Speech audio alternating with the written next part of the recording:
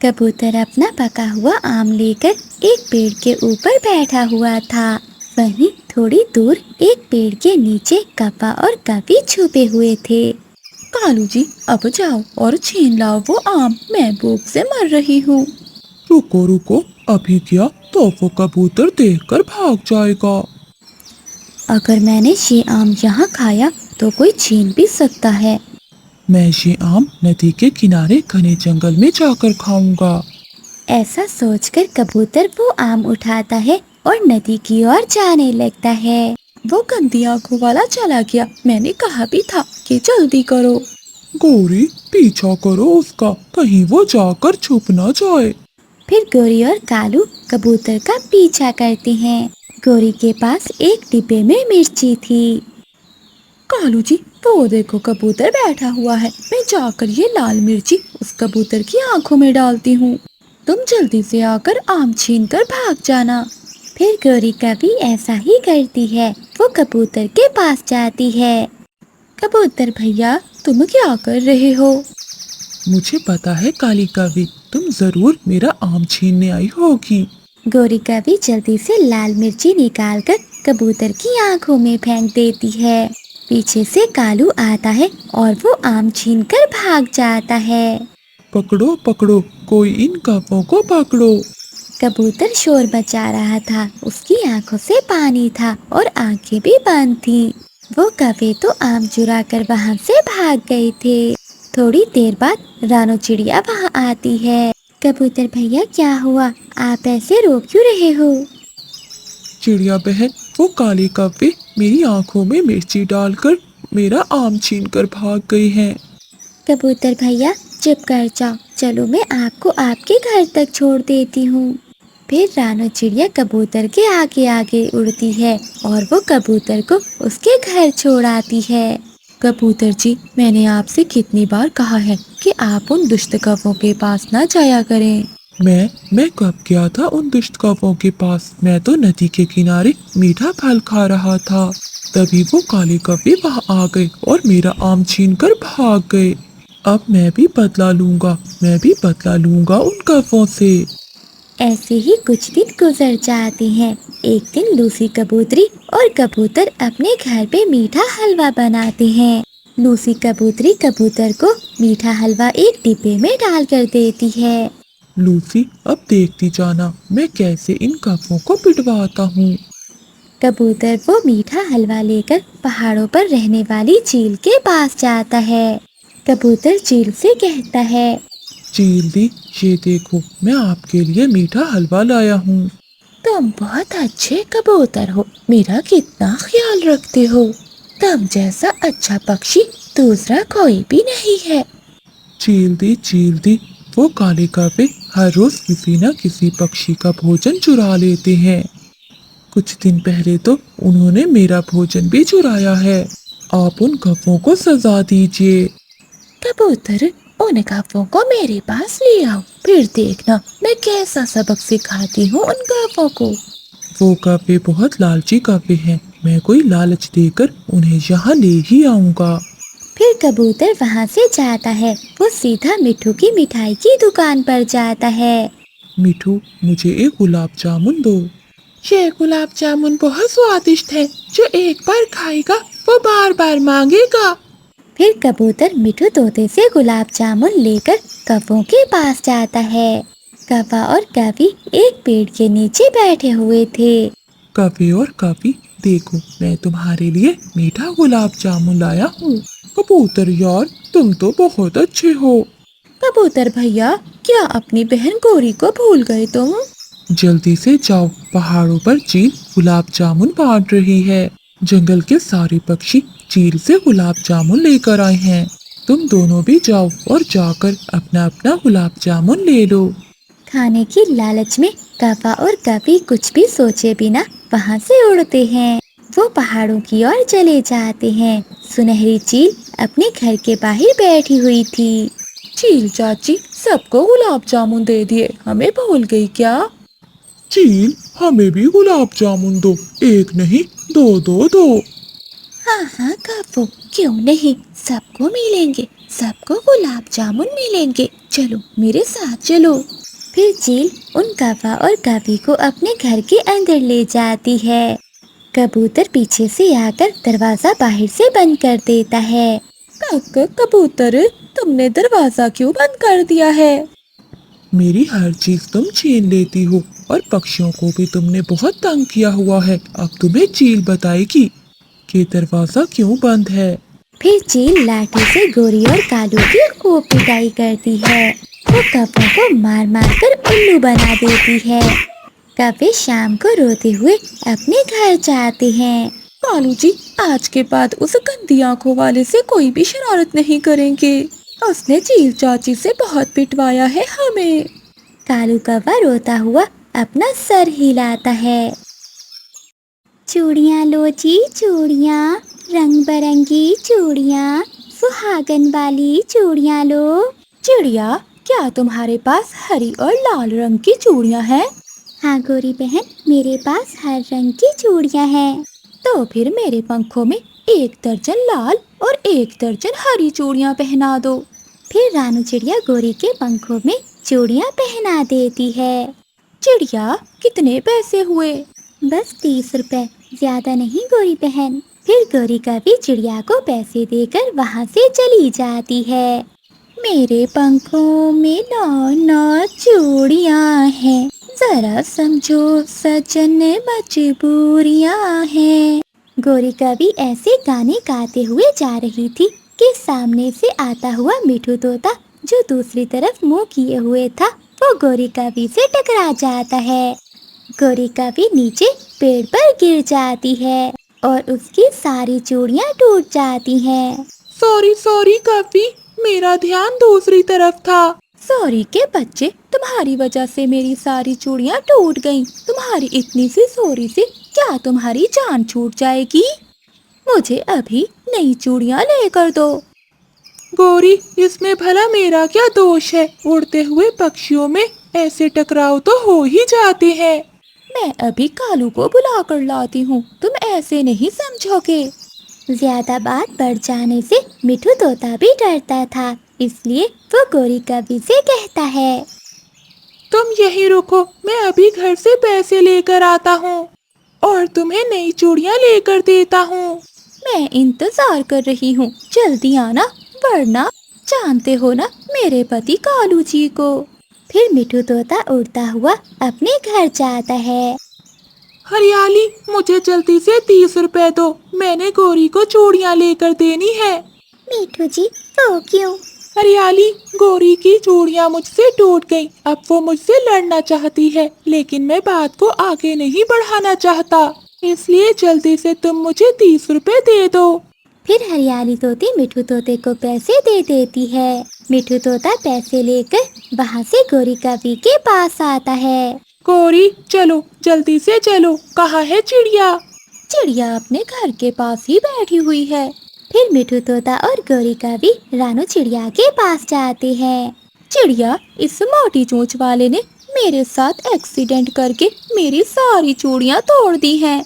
अब मुझे जल्दी से नई चूड़ियाँ पहना दो। परंतु गोरी, पैसे कौन देगा? यही मोटी चोंच वाला देगा, और कौन देगा भला? हाँ चिड़िया बहन, जितनी चूड़ियाँ तुमने पहले इसे पहनाई थी, उतनी चूड़ियाँ अब भी पहना दो। फिर रानू चिड़िया गोरी कभी को फिर से चूड़ियाँ पहना देती है। अब दे देना पैसे। फिर गोरी कभी वहाँ से चली जाती है। मिठू भैया, आपने ये बहुत अच्छा किया जो आप इसे मेरे पास ले आए, वरना ये कभी तो हर समय लड़ने के लिए तैयार रहते हैं। शेले पैसे चिड़िया बहन। मिठू भैया, मुझे शर्मिंदा ना करें, रहने दें आप, कोई बात नहीं। गोरी कभी घर जाकर हंस हंस कर कालू कभी को सारी बात बताती है। कालू जी, जब मैंने उस मोटी चोंच वाले के सामने तुम्हारा नाम लिया तो वो रोने लगा और जल्दी से मुझे चूड़ियाँ ले दी। सब डरते हैं, मुझसे सब डरते हैं। हो। दूसरे दिन गोरी कभी भोजन की खोज में उड़ रही थी। वो थक हार कर वो आराम करने के लिए एक खाली घोंसले में लेट जाती है। थोड़ी ही देर में वो सो जाती है। वो घोंसला चील का था। कुछ देर बाद चील भी वहाँ आ जाती है।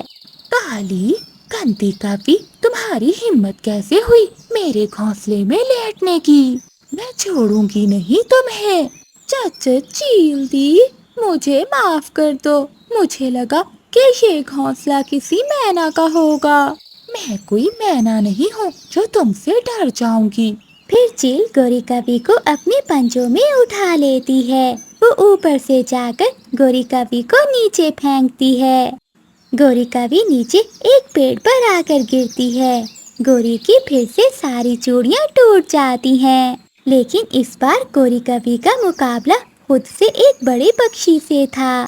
उसे तो जरा भी गुस्सा नहीं आ रहा था, बल्कि वो चील से कहती है, चील दी, मुझे माफ कर दो, मुझे माफ कर दो। देखो मेरी सारी चूड़ियां भी टूट गई।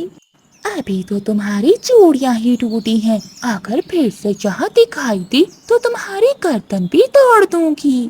फिर गोरी कवि वहाँ से भाग जाती है। गौरी बेटी, मेरी तबीयत बहुत खराब है, तुम जाओ चिड़िया को बुला कर लाओ। माँ तुम चिंता ना करो, मैं अभी चिड़िया को बुला कर लाती हूँ। गोरी कवि वहाँ से उड़ती है। वो चिड़िया के घर जाती है। चिड़िया, मेरी माँ बहुत बीमार है और वो तुम्हें बुला रही है, जल्दी से मेरे साथ चलो। फिर रानू चिड़िया गोरी कवि के साथ गोरी कवि की माँ के पास जाती है। चिड़िया बेटी, ये नक्शा तुम अपने पास रखो। मुझे तुम पर पूरा विश्वास है कि ये काम तुम्हारे सिवा कोई भी नहीं कर सकता। अब तुम्हें ही जंगल के पक्षियों की जान बचाने के लिए कुछ करना होगा। ये काम गोरी अकेले नहीं कर पाएगी, तुम्हें उसके साथ जाना होगा। माँ जी, आप चिंता ना करें, मैं जाऊंगी। मैं अपने जंगल के पक्षियों को भूखा नहीं मरने दूंगी। मैं इस नक्शे को लेकर भोजन की खोज में जरूर जाऊंगी। चिड़िया, तुम अकेली नहीं हो, मैं भी तुम्हारे साथ चलूंगी और भोजन की खोज में तुम्हारी मदद करूंगी। गोरी बहन, आपके साथ आने से मेरा हौसला और भी बढ़ जाएगा।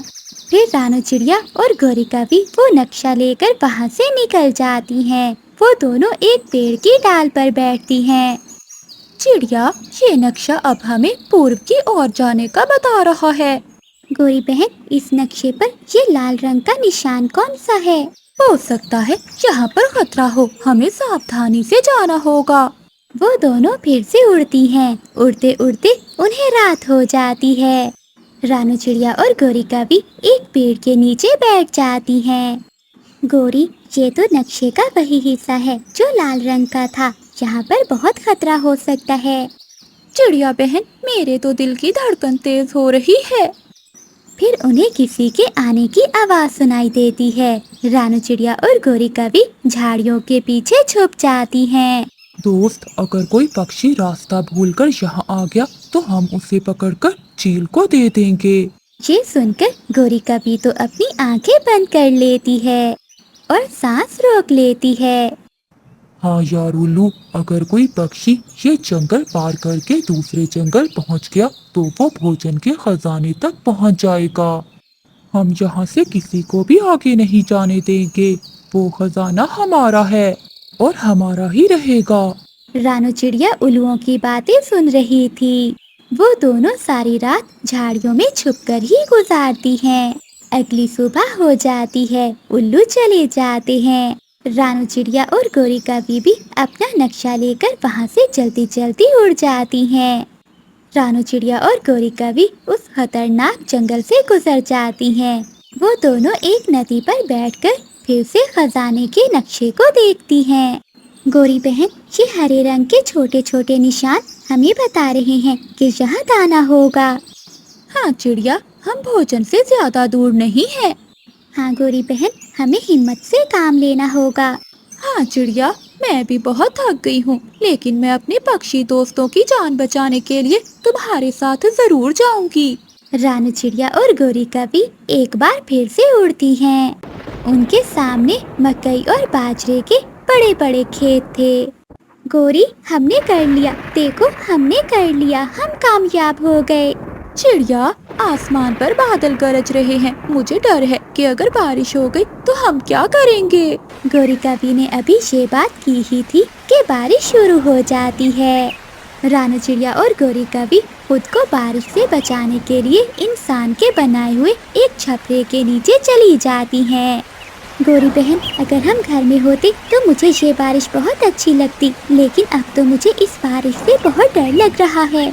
माँ, मुझे भूख लगी है, मुझे दाना दे। कबूतर जी खिड़की से देखें, क्या रानू चिड़िया और गौरी कवि दाना लेकर अभी तक आई हैं कि नहीं। लूसी, वो जरूर आएंगी। मुझे चिड़िया पर पूरा विश्वास है। वो अपने जंगल के पक्षियों को ऐसे भूखा नहीं मरने देगी।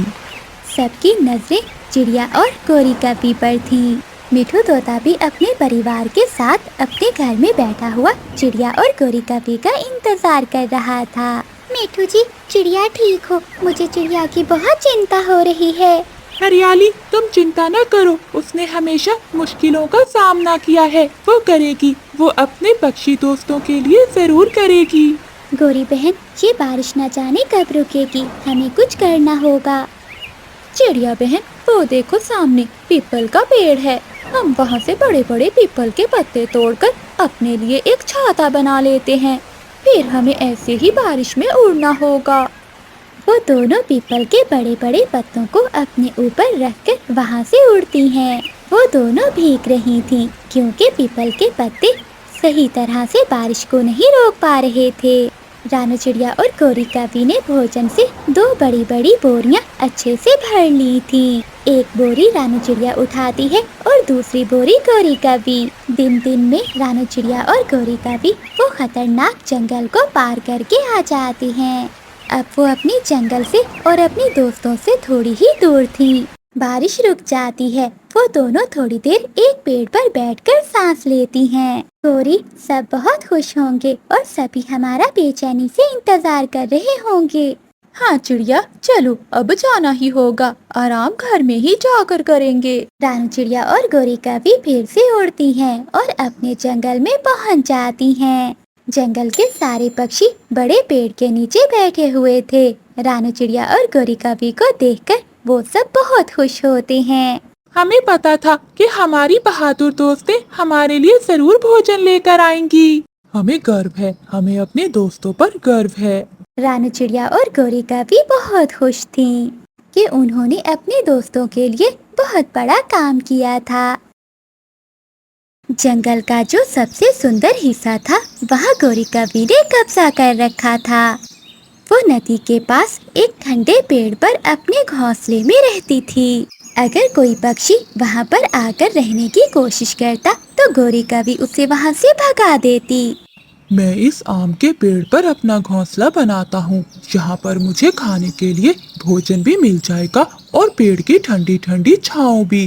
कबूतर अपना घोंसला बनाना शुरू करता है। वो घने जंगल में जाता है और सूखी घास लेकर आता है। दूर ऊंचे पेड़ पर बैठी हुई गौरी कवि कबूतर को देख लेती है।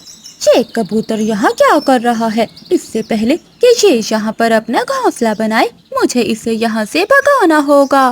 गौरी कवि गुस्से में उड़ती है और कबूतर के पास जाती है। उठाओ उठाओ अपनी ये सूखी घास, मोटी चोंच वाले। ये जंगल और ये पेड़ मेरा है। कोई दूसरा पक्षी नहीं रह सकता यहाँ। गौरी, कृपया करो। मैंने तो अपना आधा घोंसला भी बना लिया है। मैं तुम्हारे काम किया करूँगा, तुम्हारी टांगे भी दबाया करूँगा। बस मुझे यहाँ रहने दो। ऐसा नहीं हो सकता, भागो यहाँ से। फिर गौरी कवि कबूतर की लाई हुई घास पेड़ से नीचे फेंक देती है।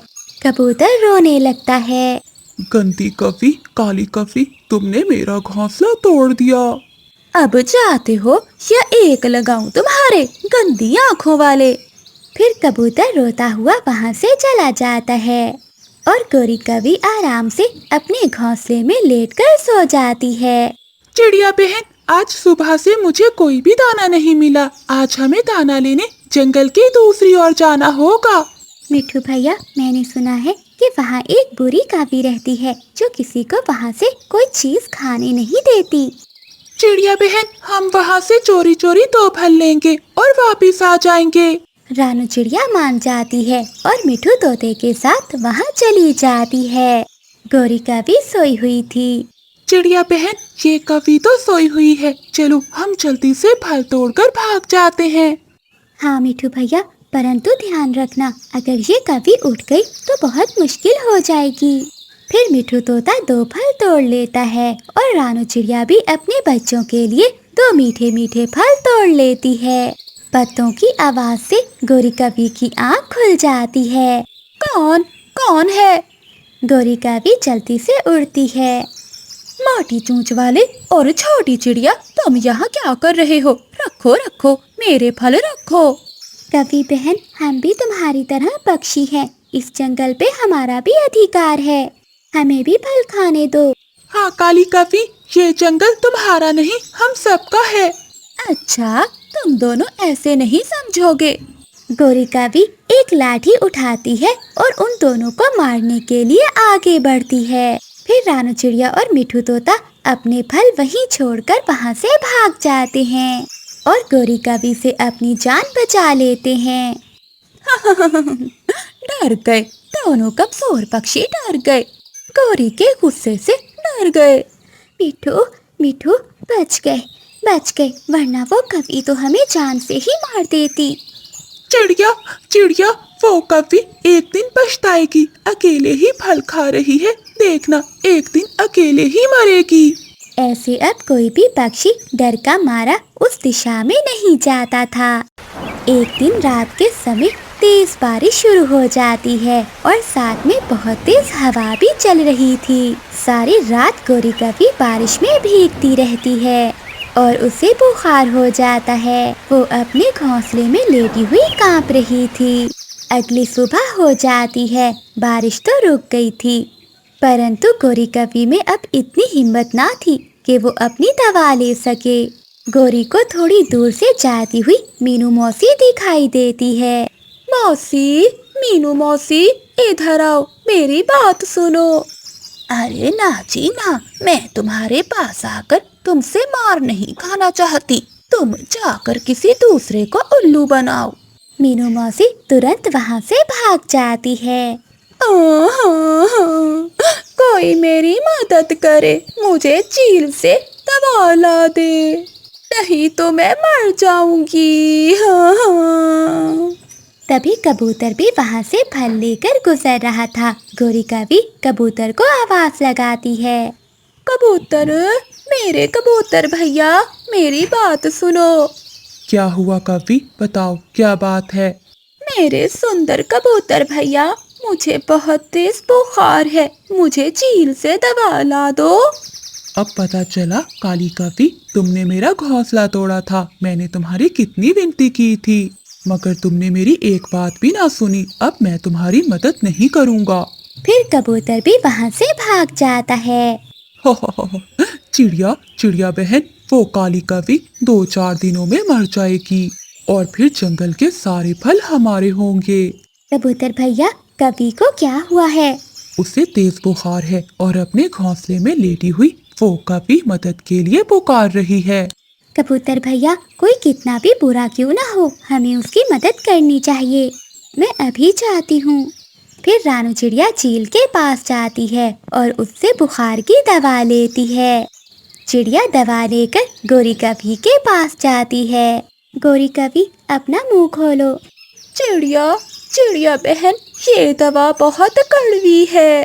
गौरी कभी, तुम्हारी जान बच जाएगी ये दवा पीने से। फिर कभी वो दवा पी लेती है और थोड़ी देर बाद वो ठीक हो जाती है। चिड़िया बहन, मेरी मदद करने के लिए तुम्हारा बहुत बहुत धन्यवाद। गौरी, अब मालूम हुआ कि पड़ोसियों का होना कितना जरूरी है। तुम्हारे पास फल थे, छाँव थी और नदी भी, मगर किसी ने तुम्हारी जान न बचाई। अगर मैं यहाँ न आती तो तुम यहीं तड़प तड़प कर मर जाती। फिर गौरी कभी चिड़िया से अपने किए की माफी मांगती है। फिर वो जंगल के सभी पक्षियों को उस हिस्से में अपने घोंसले बनाने की अनुमति दे देती है और वो सब पक्षी मिलजुल कर रहने लगते हैं। जंगल का मौसम बदल रहा था, लेकिन बाहर आने में अभी कुछ दिन बाकी थे। उन दिनों जंगल में भोजन की बहुत कमी थी, परंतु कबूतर का घर जिस पेड़ पर था वहाँ ढेर सारे आम लगे हुए थे। कबूतर भी उन दिनों बहुत आलसी हो गया था। वो सुबह सुबह उठता, कुछ आम खाता और फिर से सो जाता। कबूतर उड़कर दूसरे पेड़ तक भी नहीं जाता था। कालू जी उठो, चलो भोजन लेने चले। गौरी, तुम्हें तो पता है कि रात से मेरे पेट में दर्द है। मुझसे नहीं चाहोगा, तुम आज अकेली ही जाकर भोजन ले आओ। कालू, तुम्हारा हर रोज नया बहाना होता है। फिर गौरी कभी अकेली ही भोजन की खोज में चली जाती है। रास्ते में गौरी कभी को रानू चिड़िया और मिठू तोता मिल जाते हैं। गौरी बहन, आज कहाँ जाना है भोजन लेने? चिड़िया बहन, आसपास तो मैं सब देख आई हूँ, मगर कहीं भी भोजन नहीं मिला। क्यों ना आज हम कबूतर के पास चले और उससे आम ले लें। हाँ हाँ गौरी, मैंने भी देखा है, कबूतर के पेड़ पर बहुत आम लगे हुए हैं। फिर वो सब अपने दोस्त कबूतर के पास चले जाते हैं। कबूतर तो अपना पेट भरकर सोया हुआ था। रानू चिड़िया कबूतर को आवाज देती है, कबूतर भैया उठो, उठो कबूतर भैया। कबूतर उठ जाता है। मेरी नींद खराब कर दी। क्या हुआ, आप सब यहाँ क्यों आए हैं? शार कबूतर, हमें कहीं से भी भोजन नहीं मिल रहा। भोजन की खोज में बहुत दूर दूर तक जाना पड़ता है। आज तुम हमें अपने पेड़ से कुछ आम दे दो। ना जी ना, मैं अपने पेड़ से एक भी आम नहीं दूंगा। ये पेड़ भी मेरा है और इस पेड़ पर लगे आम भी मेरे हैं। गंदी आंखों वाले, इतने आम खाकर मरोगे तुम। क्या हुआ अगर तुम हम सबको भी एक एक आम दे दो तो? कबूतर भैया, मिल बांट कर खाने से भोजन का स्वाद और भी बढ़ जाता है। आप सब मुझे तंग ना करो, मुझे अकेले ही आम खाने में स्वाद आता है। अच्छा, याद रखना गंदी आंखों वाले, मैं बदला जरूर लूंगी तुमसे। फिर वो तीनों वहाँ से चले जाते हैं और कबूतर फिर से सो जाता है। सभी पक्षी उड़ते उड़ते दूर पहाड़ों की ओर चले जाते हैं। तभी उन्हें वहाँ कुछ दाने चावल के मिल जाते हैं। मिल गया, हमें भी भोजन मिल ही गया। चिड़िया बहन, भोजन तो मिल गया, मगर वो कबूतर आजकल बहुत खराब हो गया है। मुझे तो अभी तक उस पर बहुत गुस्सा आ रहा है। कैसे घमंड कर रहा था अपने पेड़ पर। गौरी, तुम चिंता ना करो, जो घमंड करता है उसे उसकी सजा जरूर मिलती है। कबूतर ने हमारे साथ बहुत बुरा किया और हमें अपने घर से निकाल दिया। एक ना एक दिन उसे हमारी जरूरत जरूर पड़ेगी। फिर वो सभी पक्षी अपना अपना भोजन लेकर वहाँ से उड़ जाते हैं। ऐसे ही दिन गुजरते गए। कबूतर तो आराम आराम से अपने पेड़ से आम खाता रहा और बाकी पक्षी भोजन के लिए दूर दूर तक जाते थे। फिर एक सुबह जब कबूतर सोकर उठता है तो उसके सारे आम पेड़ से टूटकर नीचे गिरे हुए थे, क्योंकि वो आम बहुत ज्यादा पककर खराब हो गए थे। अरे, मेरे तो सारे आम खराब हो गए। इससे तो अच्छा था कि मैं ये आम दूसरे पक्षियों में बांट देता। चलो, एक दो दिन तो और सुकून से गुजर जाएंगे। फिर कबूतर एक आम उठाकर जैसे ही खाने लगता है तो वो देखता है कि आम में तो कीड़े लग चुके थे। छी छी, इन आमों में तो कीड़े पड़ गए हैं। अब मुझे दूसरे पक्षियों की तरह भोजन की खोज में जाना होगा। ऐसा सोचकर कबूतर वहाँ से उड़ता है, परंतु थोड़ा सा ही उड़ने के बाद कबूतर थक जाता है, क्योंकि वो तो कई महीनों से उड़ा ही नहीं था। इसी कारण वो बहुत आलसी हो गया था और नीचे गिर जाता है। जब दूसरे पक्षी भोजन लेकर वापस आ रहे थे तो वो मिट्ठू को गिरा हुआ देखकर वहाँ आते हैं। कबूतर भैया, आज इतने दिनों बाद आपको घोंसले से बाहर देखा है। क्या आम खत्म हो गए हैं आपके? कीड़े पड़े इस गंदी आंखों वाले के आम में। ऐसा ही है गौरी, सच में मेरे आमों में कीड़े पड़ गए हैं। मैं भोजन ढूंढने जा रहा था, परंतु मुझसे उड़ा ही नहीं जा रहा। उड़ोगे भी कैसे? मुझे तो लगता है कि तुम उड़ना ही भूल गए हो। मुफ्त के आम खा खा कर तुम्हारा शरीर सुस्त हो गया है। अब पता चला, गंदी आंखों वाले। चिड़िया, चलो यहाँ से। ऐसा कहते हुए गोरी कवि और मिठू तोता वहाँ से चले जाते हैं। लेकिन रानू चिड़िया कबूतर से कहती है, कबूतर भैया ये लें, कुछ दाने आप मुझसे ले लें, क्योंकि हम आपके दोस्त हैं और हम आपको ऐसे हाल में नहीं देख सकते। लेकिन आपने जो हमारे साथ किया वो भी याद करो। चिड़िया बहन, मुझे माफ कर दो, मैं भूल गया था कि ये आम तो 4 दिन के हैं। फिर रानू चिड़िया वहाँ से चली जाती है। फिर कबूतर वो दाने लेकर बहुत मुश्किल से उड़ते हुए अपने घोंसले तक जाता है। वो इतना ही उड़ने से बहुत थक जाता है। प्यारे दोस्तों, अपनी जिंदगी को इतना भी आरामदेह मत बनाओ कि समय आने पर आपसे कोई भी काम ना हो, क्योंकि फारिग रहने से शरीर सुस्त हो जाता है। आपका धन्यवाद। कालू, वो देखो सामने एक शिकारी चील आ रही है। हो। गोरी, हमें कोई डर नहीं है शिकारी चील से, क्योंकि ये चील काले कौवों का मांस नहीं खाती। कालू जी, अगर हम इस शिकारी चील को कोई आसान सा शिकार ढूंढ कर दे तो ये हमें खाने के लिए कुछ न कुछ दे सकती है। आसान शिकार? इसका मतलब मोटी मैना। ये सुनकर गोरी कवि हंसने लग जाती है। फिर कालू कौवा शिकारी चील के पास जाता है।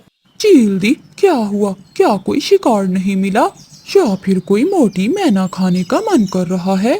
हाँ कव्वे, मेरा मन पक्षी के मांस खाने का कर रहा है। अगर मुझे कोई मैना मिल जाए तो मेरा दिन ही बन जाएगा। अच्छा चील दी, अगर मैं तुम्हें आसान शिकार दूं तो तुम मुझे क्या दोगी? मैं तुम्हें पक्षी के बदले में दाना दूंगी, वो भी बोरी भरकर। तो ठीक है चील दी, चलो मेरे साथ। कालू कौवा जानता था कि मैना इस समय अपने घोंसले में सोई हुई है। वो चील को मैना के घोंसले के पास ले जाता है। चील दी, वो देखो मैना सोई हुई है। फिर चील जल्दी से जाती है और वो मैना को दबोच लेती है। शिकार, आसान शिकार मिल गया। मुझे छोड़ दो, मुझे छोड़ दो। फिर चील मैना को मारकर खा लेती है। चील दी, अब मेरा दाना कहाँ है? चलो मेरे साथ चलो, मैं तुम्हें देती हूँ ढेर सारा दाना। फिर कालू कौवा चील के साथ उसके घर जाता है। चील कालू कौवे को एक बोरी दाना दे देती है। देखा चील दी, मेरी डील कितनी अच्छी है। अगर कल भी मांस खाना हुआ तो मेरे लिए एक और बोरी दाना तैयार रखना। हाँ हाँ, मैं कल जरूर आऊंगी। फिर कालू कौवा वो बोरी लेकर अपने घर आता है। अरे वाह कालू, चील ने तो बहुत सारा दाना दिया है। कालू जी, अगर ऐसे ही चील हमें दाना देती रही तो हमें भोजन की खोज में नहीं जाना पड़ेगा। हाँ गोरी, हम चील से ऐसे ही भोजन लेते रहेंगे। कालू जी, कल चील को कौन सा पक्षी पकड़ कर देना है? कबूतर। मैंने सोचा है कि कल हम शिकारी चील को कबूतर ही देंगे। ऐसा कहते हुए कालू कौवा कबूतर के पास जाता है। कालू कौवा कबूतर से कहता है, यार कबूतर, तुम्हारी भाभी ने गाजर का हलवा बनाया है, अगर खाना है तो चलो। क्या गाजर का हलवा? हाँ मैं खाऊंगा, मैं जरूर खाऊंगा। कालू, तुम बहुत अच्छे हो जो मुझे बचाने चले आए। फिर कबूतर कालू कौवे के साथ उसके घर चला जाता है। कबूतर भैया, तुम घोंसले में ही बैठो, मैं तुम्हारे लिए गाजर का हलवा लेकर आती हूँ। ऐसा कहते हुए गोरी कवि और कालू कौवा घर से बाहर निकल जाते हैं और बाहर से घर का दरवाजा बंद कर देते हैं। कव्वो, दरवाजा खोलो, मुझे तुमने अपने घर में क्यों बंद कर दिया है?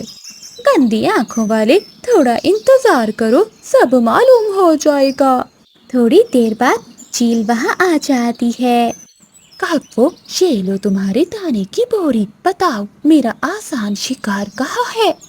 शिकारी चील जी, हमने भी अपना वादा पूरा किया, हमारे घर में आसान शिकार कैद है। फिर चील दरवाजा खोलती है और जाकर कबूतर को दबोच लेती है। दुष्ट कव्वो, तुमने मुझे धोखा दिया है, तुम भी ऐसे ही मरोगे। तुम्हें भी तुम्हारे कर्मों की सजा जरूर मिलेगी। हो। कबूतर, तेरा बनेगा आज शोरबा। चील दी, इस कबूतर को जरा तेज आंच पर पकाना। ये बड़ी बातें कर रहा है। कल की तैयारी रखना कप्पू, मैं तुम्हारा काम आसान करूंगी और तुम मेरा काम आसान करना। चील दी, कल हमारे लिए गुलाब जामुन लाना और हम तुम्हें देंगे चिड़िया और उसके छोटे छोटे 3 बच्चे। ठीक है काफी, मैं समय पर पहुंच जाऊंगी। फिर शिकारी चील कबूतर को ले जाती है। अगले दिन चील के पास उसकी पुरानी सहेली चील आती है। चील सहेली, अगर तुम मुझे कोई काला कौवा ला दो तो मैं तुम्हें पूरे 5,000 दूंगी।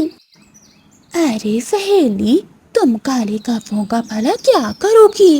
मैंने कौवों को मारकर अपनी मकई के खेत में लटकाना है ताकि दूसरे कौवे देखकर वहाँ से दूर भाग जाएं। कौवों ने मेरे मकई के खेत को पूरा खराब कर दिया है। ये सुनकर शिकारी चील बहुत खुश हो जाती है। चील गुलाब जामुन लेकर कौवों के पास जाती है। चील दी, जल्दी करें, आज मैं आपको चिड़िया के घर में लेकर जाऊंगी। चिड़िया के नन्हे नन्हे 3 बच्चे घर में अकेले हैं। हाँ हाँ काफी, मैं चाहती हूँ, पहले तुम ये गुलाब जामुन तो खा लो। फिर वो दोनों कौवे जल्दी से गुलाब जामुन खा लेते हैं। शिकारी चील ने गुलाब जामुन में बेहोश होने की दवा मिलाई हुई थी। वो कौवे मिठाई खाते ही गिर जाते हैं। एक कौवे का मिलेगा मुझे 5,000 और 2 कौवों के मिलेंगे 10,000। फिर चील उन कौवों को बांधकर अपनी सहेली चील के पास ले जाती है। जब कौवों को होश आता है तो वो शोर मचाते हैं। कालू जी, ये हम कहाँ आ गए हैं? ओरी, लगता है चील हमें ही आज अपना शिकार बनाने वाली है और वो हमारा ही शोरबा बनाकर पीने वाली है। गोरी कौवी तो ये सुनते ही बेहोश हो जाती है। अब उन कौवों को अपने किए की सजा मिलने वाली थी, क्योंकि वो थोड़ी देर बाद ही मरने वाले थे। कौवों ने जो किया उन्हें उसकी सजा मिल गई, क्योंकि बुराई का अंजाम बुरा ही होता है। जंगल में गर्मी बढ़ रही थी। मिठू तोता, कबूतर और कालू कौवा तीनों एक घने पेड़ के नीचे बैठे हुए थे। दोस्तों, आज बहुत गर्मी है। ऐसे गर्मी के मौसम में नदी में नहाने को मन कर रहा है। हाँ कौवे, मैं भी जाऊंगा। हाँ कबूतर यार, मैं भी जाऊंगा, मैं भी जाऊंगा। फिर वो तीनों दोस्त नदी के ठंडे ठंडे पानी से नहाने चले जाते हैं। कालू कौवा तो ऊंचे पेड़ पर बैठकर नदी में छलांगे लगा रहा था। वो सब बहुत एंजॉय कर रहे थे। मिठू तोता और कबूतर पेड़ से छलांग लगाने के लिए डर रहे थे। कोई नहीं कर सकता, मेरी तरह पेड़ से ऊंची छलांग कोई नहीं लगा सकता। कबूतर, चलो हम भी छलांग लगाते हैं। मिठू, ना भाई ना, मुझे तो बहुत डर लग रहा है। नदी में नहाने के बाद कालू कौवा अपने दोस्तों से कहता है, यहाँ से थोड़ी दूर एक आमों का बाग है, चलो हम सब वहाँ मीठे आम खाने चलते हैं। मगर कालू कौवे, वो बाग तो चील का है, वो हमें पकड़ लेगी। हो, तुम चिंता ना करो, मैंने अपने मामा जी से सीख रखा है कि चोरी कैसे करते हैं। तुम चिंता ना करो, हम अच्छे से चोरी करेंगे और आम चुरा लेंगे। फिर कालू कौवा मिठू तोते और कबूतर को अपनी बातों में लगाकर चील के बागीचे में ले जाता है। सुनहरी चील एक बड़े आम के पेड़ के नीचे सो रही थी। तुम दोनों यहाँ बैठो, पहले मैं आम चुरा कर लाता हूँ, बाद में तुम दोनों भी आम चुरा लेना। कालू दोस्त, जरा जल्दी आना, मुझे बहुत डर लग रहा है। फिर कालू कौवा चुपके से जाता है और 2-3 आम चुरा लेता है। चील की आंख भी खुल जाती है। कौन कौन है पेड़ के ऊपर? चील की आवाज सुनते ही वो तीनों दोस्त वहाँ से भाग जाते हैं। वो सारे दोस्त दूर जाकर रुकते हैं। बच गए दोस्तों, हम बच गए। यार कौवे, अब हमें एक एक आम दे दो। ना कबूतर ना, ये आम मैंने चुराए हैं, ये आम मैं ही खाऊंगा। एक मेरा और एक मेरी पत्नी का। फिर कालू कौवा वो आम लेकर अपने घर की ओर चला जाता है। फिर मिठू तोता और कबूतर बहुत नाराज होते हैं। वो भी अपने घर की ओर चले जाते हैं। जब वो दोनों चिड़िया के घर के पास से गुजरते हैं तो चिड़िया उन्हें आवाज देती है। मिठू और कबूतर भैया यहाँ आए, मेरी बात सुने। रानू चिड़िया की आवाज सुनकर मिठू तोता और कबूतर चिड़िया के घर जाते हैं। मिठू भैया और कबूतर भैया ये लो, ये आम खा लो। परंतु चिड़िया बहन, ये आम कहाँ से आए? मिठू भैया, ये आम मुझे चील दी देकर गई हैं और उन्होंने ही कहा था कि ये आम मैं अपने दोस्तों को भी दे दूं। ये सुनकर मिठू तोता और कबूतर बहुत शर्मिंदा होते हैं। चिड़िया बहन, हमें माफ कर दो, हमसे आज बहुत बड़ी गलती हो गई।